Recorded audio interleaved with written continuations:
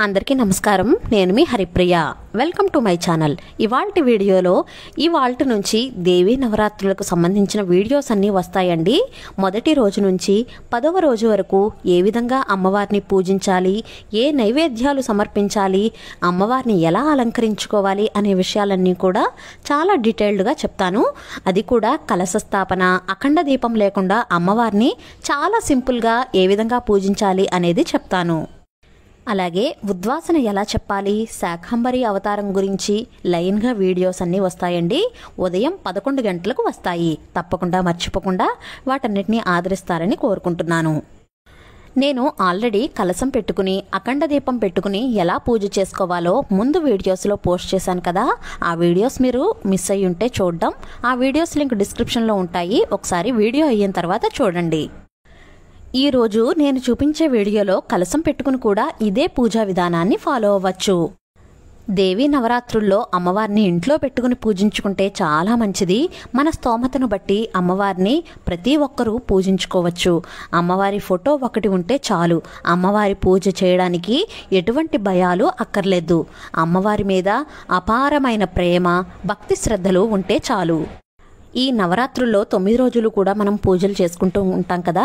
అమ్మవారు ఈ 9 రోజులు కూడా 9 అలంకారాల్లో దర్శనమిస్తారు. కాబట్టి 9 మంది అమ్మవార్ల అనుగ్రహం అయితే మనకు లభిస్తుంది. అందువల్ల ఈ 9 రోజులు కూడా అమ్మవారిని పూజించి అమ్మవారి కరుణ, కృపా కటాక్షాలు పొందాలని కోరుకుంటున్నాను. అమ్మవారి నవరాత్రులు చేయాలి అని అనుకున్నప్పుడు ఇంటిని అంతా శుభ్రం చేసుకోవాలి. గుమ్మానికి పచ్చని మామిడి తోరణాలు అలంకరించుకుని గడపలకు పసుపు కుంకుమలు కూడా పెట్టుకోవాలి. పొద్దున్నే నిద్రలేచి తలస్నానం చేసి అమ్మవారి పూజకు సిద్ధం చేసుకోవాలి. ఈ పూజను మనం దేవుడి మందిరంలో అయినా చేసుకోవచ్చు, లేదా సెపరేట్గా పీఠం పెట్టుకుని అయినా సరే చేసుకోవచ్చు. అమ్మవారికి ఇష్టమైన రంగు ఎరుపు కాబట్టి ఎరుపు రంగు జాకెట్ ముక్కను పరుచుకోవాలి. తర్వాత అమ్మవారి ఫోటో అయితే పెట్టుకోవాలి. అమ్మవారి ఫోటో నేను లలితాదేవి అమ్మవారి ఫోటో పెట్టుకున్నానండి. మీ దగ్గర దుర్గాదేవి ఫోటో ఉన్నా లేదా విజయవాడ కనకదుర్గ అమ్మవారి ఫోటో ఉన్నా సరే పెట్టుకోవచ్చు. తర్వాత మనం ఏ పూజ చేసినా, ఏ వ్రతం చేసినా పసుపు గణపతిని పూజిస్తాం కదా. పసుపు గణపతిని తయారు చేసుకుని పెట్టుకోవాలి. తర్వాత దీపపు కుందులు కూడా అరేంజ్ చేసేసుకోవాలి. అమ్మవారికి నిండుగా పసుపు కుంకుమలు పెట్టుకోవాలి. నా దగ్గర అమ్మవారి విగ్రహాలు ఏమీ లేవండి. అమ్మవారి పాదాలు ఉన్నాయి. వాటిని పూజలో పెట్టుకుంటున్నాను. తర్వాత దీపారాధనకు అంతా సిద్ధం చేసుకోవాలి. అంటే నూనె వేసుకోవడం, ఒత్తులు వేసుకోవడం, దీపపు కుందులకు బొట్లు పెట్టుకోవడం అలాంటివి చేసుకోవాలి. ముందుగా దీపారాధన చేయాలి. దీపాన్ని ఏకహారతితో కానీ అగరబత్తులతో కానీ వెలిగించాలి. దీపపు కుంది వద్ద అక్షంతలు, పూలు వేసి దీపానికి నమస్కారం చేసుకోవాలి. ఈరోజు అమ్మవారు శ్రీ స్వర్ణ కవచాలంకృత దుర్గాదేవి రూపంలో దర్శనమిస్తారు. ఈరోజు అమ్మవారు బంగారు కవచంతో, బంగారు ఆభరణాలతో, బంగారు చీరతో, బంగారు భయంగా మెరిసిపోతూ బంగారు తల్లిలా అమ్మవారు భక్తులకు దర్శనమిస్తారు. అందుకే ఈ రోజున అమ్మవారికి బంగారు రంగులో ఉన్నటువంటి పసుపు రంగు ఉన్నవి ఏవైనా సరే అమ్మవారికి సమర్పించవచ్చు. నేను ఇక్కడ అమ్మవారికి పసుపు రంగు చామంతి పూలు అమ్మవారికి పెట్టాను. ముందుగా ఆచమనం చేసి సంకల్పం చెప్పుకోవాలి. మనం ముందుగా ఏ పూజ చేసినా, ఏ వ్రతం చేసినా గణపతి పూజతో మొదలు పెడతాం కదా. గణపతిని షోడశోపచారాలతో కానీ పంచోపచారాలతో కానీ పూజించాలి.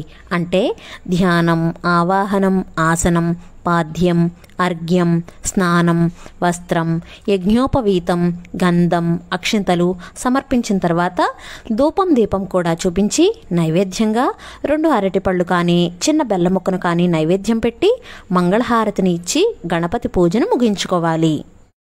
ఈ విధంగా గణపతి పూజను చేసుకోవాలి. పూజలో ఎలాంటి ఆటంకాలు రాకుండా చూడు స్వామి అని గణపతికి నమస్కారం చేసుకోవాలి. తర్వాత అమ్మవారి పూజను మొదలు పెట్టాలి. అమ్మవారి విగ్రహాలు ఉంటే విగ్రహాలు కూడా పెట్టుకుని పూజ చేసుకోవచ్చు. ఈరోజు స్వర్ణ కవచాలంకృత అవతారం కాబట్టి అమ్మవారిని పసుపు రంగు పూలతో పూజ చేసుకుంటున్నాను. అమ్మవారిని కూడా గణపతిని ఏ విధంగా అయితే పూజించామో షోడశోపచారాలతో సేమ్ అలానే షోడశోపచారాలతో పూజ చేసుకోవాలి. అమ్మవారికి సుగంధభరితమైన పరిమళాలు అంటే ఇష్టం కాబట్టి కొద్దిగా జవ్వాది పౌడర్ను అమ్మవారి పాదాల వద్ద వేస్తున్నాను. అమ్మవారు స్వర్ణ కవచాలంకృత దుర్గాదేవి అవతారం కాబట్టి కుంకుమ వేస్తూ అమ్మవారి దగ్గర దుర్గాదేవి అష్టోత్తర శతనామావళి చదువుకోవాలి. పొద్దున్న సాయంత్రం కూడా కుంకుమ పూజ చేసుకోవాలి. మనం ఈ పూజ 10 రోజులు చేసుకుంటాం కాబట్టి అమ్మవారి పటాన్ని కానీ విగ్రహాన్ని కానీ ఒకసారి ప్రతిష్ఠ చేసుకున్న తర్వాత కదపకూడదు. కదపడం అంటే ఒక చోట ఉంచిన పటాన్ని మరొక చోట పెట్టడం అలాంటివి చేయకూడదు. రోజు పువ్వులు అవి మార్చినప్పుడు కొద్దిగా కదిలినా సరే అది పర్వాలేదు. అమ్మవారి పటాన్ని మాత్రం ఒక చోట ఉన్నది ఆ చోటనే పూజ చేసుకోవాలి. తర్వాత అమ్మవారి అష్టోత్తరాలు చదువుతూ పసుపు రంగు పూలతో అలంకరించుకోండి. ఈ రోజున దుర్గాదేవి స్తోత్రాలు అష్టోత్తరాలు చదువుకుంటే చాలా మంచిది. వీటితో పాటు లలితా సహస్రనామ పారాయణం కూడా చేస్తే చాలా మంచిది. ఇవన్నీ రాకపోతే ఓం శ్రీ మాత్రే నమః అనే మంత్రాన్ని 108 సార్లు జపిస్తూ పూజ చేసుకోవచ్చు. ఈ విధంగా అమ్మవారికి ఉదయం సాయంత్రం 2 పూటలా చేయాలి. తర్వాత అమ్మవారికి ధూపం అంటే ఎక్కువ ఇష్టం కదా, ధూపం కూడా ఎక్కువ వేయాలి. తర్వాత అమ్మవారి పాటలు చక్కగా పాడుకుంటూ పంచహారతిని ఇవ్వాలి. అమ్మవారికి పంచహారతి ఇస్తే చాలా మంచిది. ఇక ఉపవాస విషయానికి వస్తే పూజ అయ్యే వరకు ఏమీ తినకూడదు. కటిక ఉపవాసం చేయాల్సిన అవసరం లేదు. ఒక పూట భోజనం చేయవచ్చు. 2వ పూట పూజ అయిన తర్వాత టిఫిన్ పాలు పండ్లు తీసుకోవచ్చు.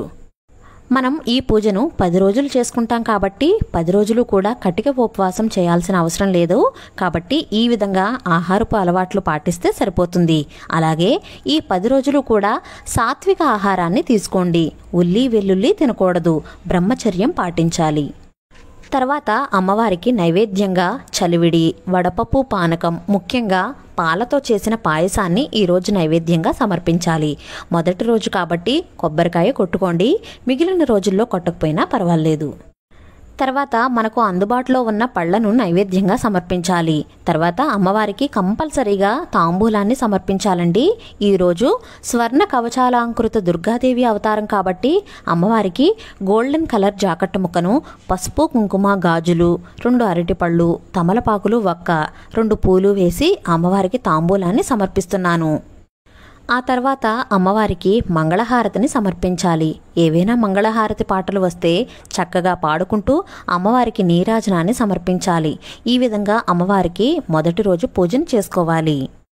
ఎంత ఆడంబరంతో చేసుకున్నామన్నది కాదు, ఎంత భక్తి శ్రద్ధలతో అమ్మ మీద ప్రేమతో చేసుకున్నామన్నదే ముఖ్యం. ఈ పూజలు చేసుకున్నప్పుడు గొడవలు పడ్డం దెబ్బలాటలకు వెళ్లడం లాంటివి చేయకూడదు. శాంతంగా ఉండాలి.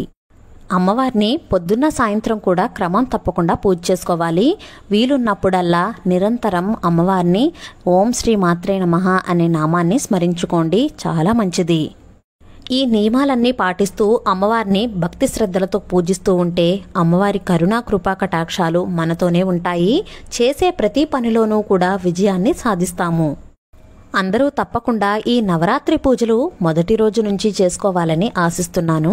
మొదటి రోజు అమ్మవారిని ఎలా పెట్టుకోవాలి, ఎలా పూజించాలి, ఎలా తాంబూలం సమర్పించాలి, నైవేద్యాలు ఏమి పెట్టాలి అనే విషయాలన్నీ కూడా తెలుసుకున్నాం కదా.